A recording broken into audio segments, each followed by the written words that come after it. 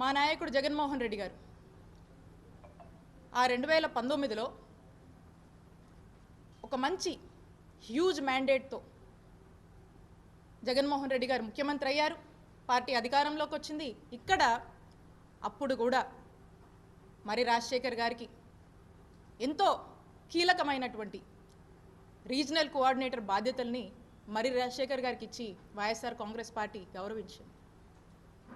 After election కూడా ఆ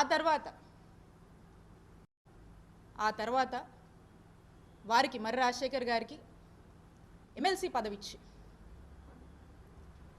శాసన మండలికి మా నాయకుడు జగన్మోహన్ రెడ్డి గారు పంపించడం జరిగింది.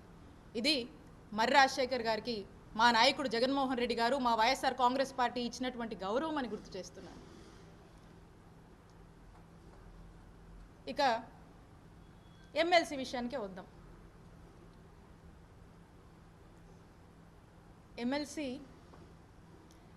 ఎమ్మెల్సీగా ఈ టైంలో ఎమ్మెల్సీగా ఉండి ప్రతిపక్ష పార్టీగా మనం ఉంటున్నటువంటి సందర్భంలో మరి ఈ ఎమ్మెల్సీని మరి రాజశేఖర్ గారు వైఎస్ఆర్ కాంగ్రెస్ పార్టీ తరఫున ఈ ప్రభుత్వం రెడ్ బుక్ పేరుతో చేస్తున్నటువంటి పాపాలని మాయ మాటలు చెప్పి అబద్ధపు హామీలతో మోసం చేసి అధికారంలోకి వచ్చి ప్రజల్ని మోసం చేస్తున్నటువంటి విధానాన్ని వైఎస్ఆర్ కాంగ్రెస్ పార్టీ ఎమ్మెల్సీగా మరి రాజశేఖర్ గారు మరి శాసన మండలిలో గొంతెత్తి ఈ ప్రభుత్వాన్ని ప్రశ్నించుంటే మరి రాజశేఖర్ గారి గౌరవం ఎంత పెరుగుండేది అనేది ఒక్కసారి వారినే నేను ఆలోచించనేయమని అడుగుతున్నాను. మరి ఈ రోజున మరి రాజశేఖర్ గారు ఎమ్మెల్సీకి రాజీనామా చేయడం అంటే ఒకవేళ ఇది యాక్సెప్ట్ అయితే ఈ ఎమ్మెల్సీ వైఎస్ఆర్ కాంగ్రెస్ పార్టీకి సంబంధించినటువంటి ఈ ఎమ్మెల్సీ పదవి అనేది టీడీపీకి వెళుతుంది కదా. వైఎస్ఆర్ కాంగ్రెస్ పార్టీ ఎంతో నమ్మకంతో మీ మీద ఉన్నటువంటి అపారమైనటువంటి గౌరవంతో మా నాయకుడు జగన్మోహన్ రెడ్డి గారు మీకు ఇచ్చినటువంటి ఎమ్మెల్సీని మీరు ఈరోజు రాజీనామా చేస్తే అది టీడీపీ అకౌంట్లోకి వెళుతుంది. ఈరోజు మనకు నంబర్స్ లేవు, వెరీ అన్ఫార్చునేట్, మనకు బలం లేదు. సో కాబట్టి అది తిరిగి మనకు రిటైన్ అవ్వదు. సో కాబట్టి అది టీడీపీ ఖాతాలోకి వెళుతుంది.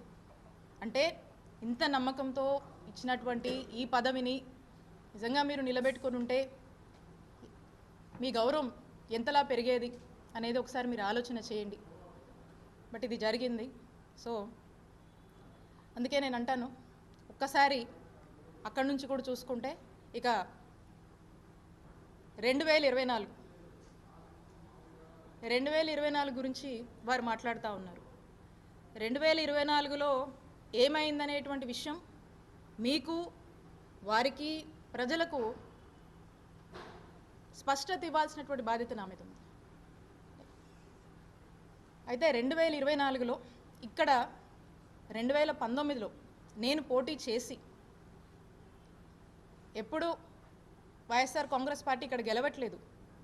మా నాయకుడు దీవెనలతో మా వైఎస్ఆర్ కాంగ్రెస్ పార్టీ కార్యకర్తలు నాయకుల కష్టంతో ఇక్కడ ఉన్నటువంటి ప్రజల దీవెనతో ఇక్కడ వైఎస్ఆర్ కాంగ్రెస్ పార్టీని గెలిపించుకోవడం జరిగింది మొదటిసారిగా.